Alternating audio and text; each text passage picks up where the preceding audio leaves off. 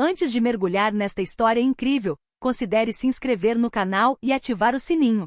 Cada história aqui tem algo a dizer, e você não vai querer perder nenhuma. A verdadeira história deste avô. Meu filho me expulsou, mas eu estava escondendo 2 milhões de dólares. James Walker era um homem quieto, um daqueles pilares silenciosos das pequenas cidades americanas, cuja presença é sentida sem jamais emitir um som.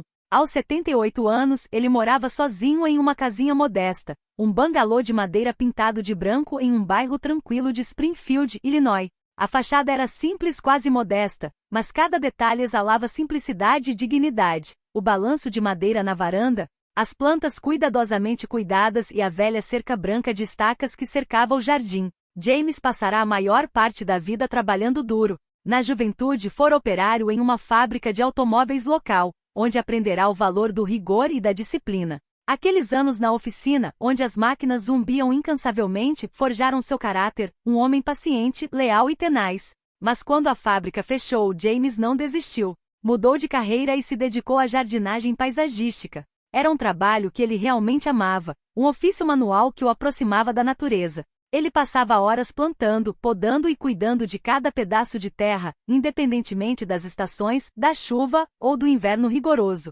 Em seu pequeno jardim, era possível sentir todo o cuidado e atenção que ele lhe dedicava. Era um lugar de paz para ele, um refúgio longe das preocupações do mundo. No entanto, apesar de sua modéstia, esta casa era para ele um templo onde criou seu único filho, Michael. James fora um pai à moda antiga, guiado por princípios claros, disciplina, honestidade e trabalho árduo. Ele teve o cuidado de incutir esses valores fundamentais em Michael, ao mesmo tempo em que o cobria de amor protetor, embora muitas vezes expressado sem grandes demonstrações de afeto. Para James, dar o exemplo significava mais do que palavras. Michael crescerá naquele lar simples, cercado de dificuldades diárias. Lembrava-se das manhãs acordando cedo para ir à escola, das noites fazendo a lição de casa à luz de um abajur velho, enquanto o pai preparava o jantar ou consertava uma cerca frágil. Essas memórias eram tingidas de uma rudeza suave, de uma vida modesta onde cada pequena vitória era conquistada com muito esforço. No entanto, com o tempo, o vínculo entre James e Michael enfraqueceu lentamente. Michael seguiu um caminho diferente, um caminho de negócios modernos, mídias sociais e um estilo de vida muito mais superficial e materialista. Ele se estabeleceu em Chicago, em um apartamento luxuoso, onde administrava uma startup de tecnologia. Os valores de seu pai, embora inspiradores em sua infância, pareciam estar desaparecendo diante das demandas de um mundo digital acelerado, onde as aparências e o sucesso pareciam ter precedência sobre a paciência e o trabalho duro. O relacionamento deles havia se tornado tenso, marcado por silêncios e discussões cada vez mais frequentes sobre temas cada vez mais delicados. O abismo geracional havia se tornado um abismo quase intransponível. O ponto de ruptura foram as disputas financeiras. Michael culpava o pai por não lhe deixar uma herança decente, por ter vivido com simplicidade quando poderia ter acumulado mais. Ele sonhava com uma vida confortável, uma casa de luxo nos melhores bairros da cidade, um carro esportivo e um estilo de vida extravagante. Coisas que James, apesar de sua sabedoria e trabalho árduo, nunca fora capaz de lhe oferecer. Numa noite de outono, enquanto folhas vermelhas e douradas cobriam a calçada e o ar estava gelado, outra discussão irrompeu entre Michael e seu pai. A tensão rapidamente aumentou. Era sempre o mesmo velho refrão: dinheiro, herança ou futuro.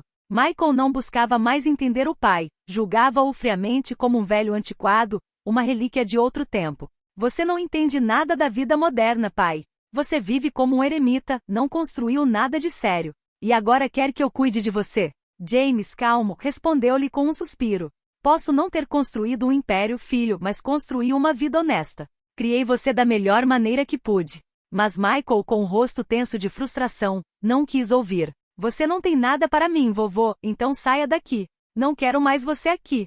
As palavras caíram como uma guilhotina. James ficou paralisado por alguns segundos, como se o tempo tivesse parado.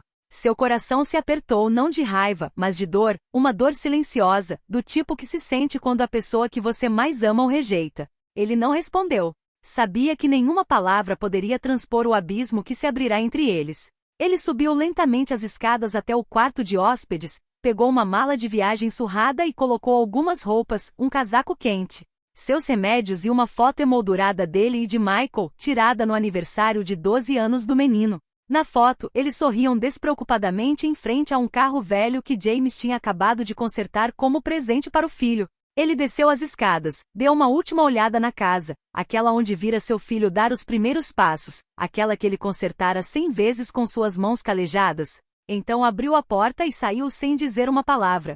A noite caía. James caminhava lentamente pelas ruas tranquilas de Springfield, o corpo curvado pela idade, mas ereto e dignamente erguido. Foi à casa de um velho amigo, Harold Johnson, professor de história aposentado. Harold abriu a porta surpreso, mas sem questionar. Entregou-lhe um cobertor e o convidou para passar alguns dias. Você sempre se sente em casa aqui, James, ele disse simplesmente. James mal dormiu naquela noite. Repassou as palavras do filho na cabeça inúmeras vezes. Mas no fundo sabia de algo que Michael ignorava completamente. Ele não era um velho pobre e antiquado. Era um homem paciente, metódico e reservado. Ao longo da vida, James economizou nas sombras, longe dos olhares.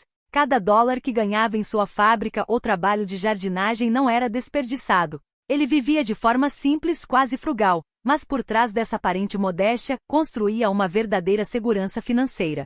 Em vez de investir em grandes bancos ou projetos de alto perfil, ele investiu discretamente em títulos municipais, ações estáveis, alguns imóveis em bairros em desenvolvimento e até mesmo em uma pequena empresa local de materiais de construção, que prosperou. Cada centavo foi contado, cada investimento cuidadosamente considerado. Mas o mais surpreendente era o cofre. Escondido atrás de uma pesada estante no escritório da casa da família, atrás de uma divisória falsa, havia um cofre discreto do qual ninguém suspeitava. Lá dentro, cuidadosamente arrumados, estavam maços de notas, certificados de investimento e algumas moedas de ouro herdadas de seu pai. A soma total ultrapassava 2 milhões de dólares.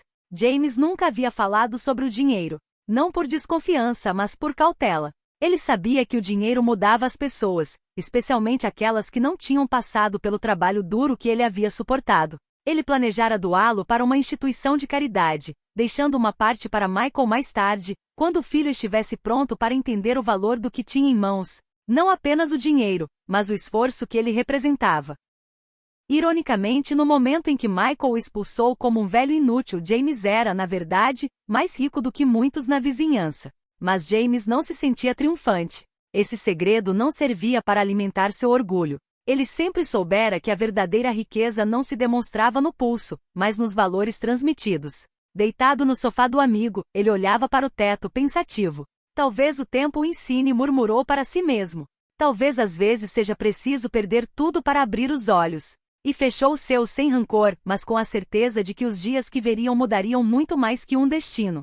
Numa fria noite de novembro, com a chuva tamborilando suavemente nas janelas embaçadas da pequena casa de Harold, os dois homens estavam sentados na sala de estar, com jazz antigo tocando ao fundo. James, enrolado num cobertor, observava pensativo as chamas dançando na lareira. Harold, sempre curioso por trás de seus óculos de armação fina, quebrou o silêncio.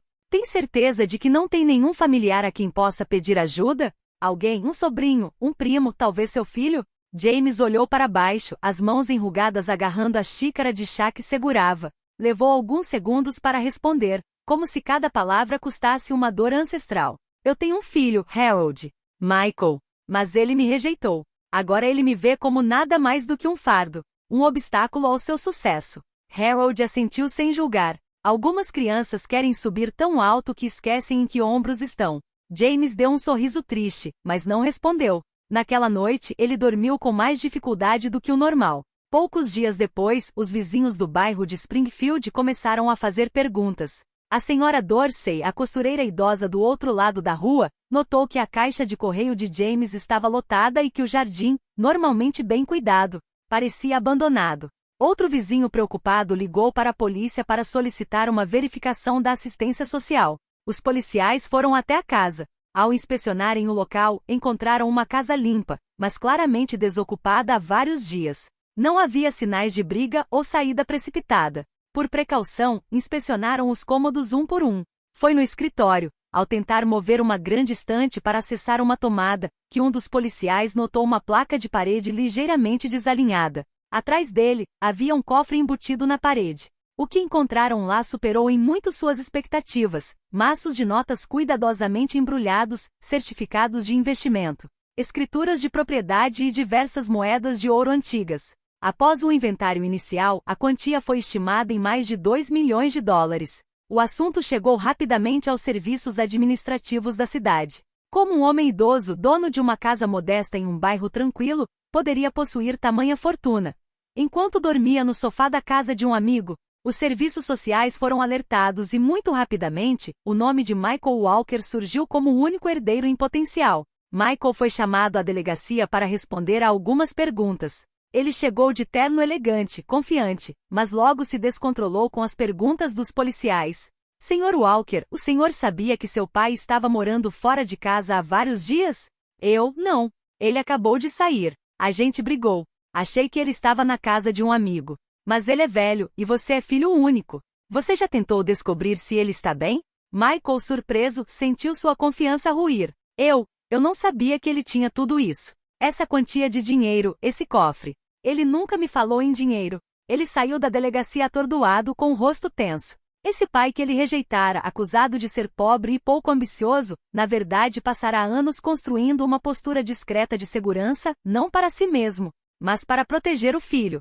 Foi um choque brutal. Michael sentiu-se minúsculo, consumido pela vergonha. Sob a orientação de um advogado, ele tomou medidas para encontrar James. Não por dinheiro, mas para entender, para fazer as pazes, para se tornar filho novamente. Enquanto isso, James, informado da descoberta do baú por Harold, que lera o artigo em um pequeno jornal local, não fez nenhum comentário. Não queria confronto nem vingança. Decidiu usar parte do dinheiro para comprar um lugar em uma confortável casa de repouso nos arredores da cidade. Não um palácio, mas um lugar acolhedor, com jardins floridos e tardes musicais. Ele também fez doações discretas a várias instituições de caridade locais, uma que fornecia refeições a idosos isolados, outra que ajudava jovens em reabilitação e uma biblioteca comunitária que precisava de financiamento. Quando Michael finalmente conseguiu encontrar seu pai, foi na sala comum da residência. James, sentado perto de uma grande janela, lia uma coletânea de poemas de um autor que ele amava na juventude.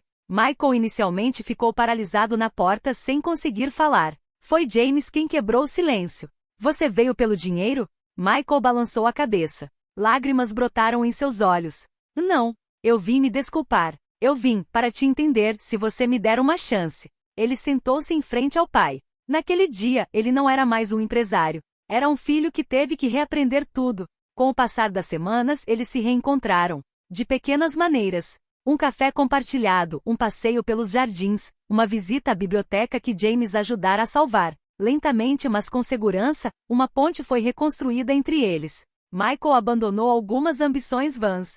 Investiu em projetos de impacto social. Ofereceu bolsas de estudo em nome do pai. Mudou, não para parecer melhor, mas para se tornar digno do homem que havia julgado mal. Hoje James e Michael não vivem sob o mesmo teto, mas compartilham um vínculo renovado, mais forte do que dólares ou discussões. Um vínculo nascido de um reconhecimento tardio, mas sincero. A história deles agora é conhecida em toda Springfield, não como uma mera notícia, mas como um lembrete precioso de que a riqueza mais profunda é a do coração, da lealdade e do perdão.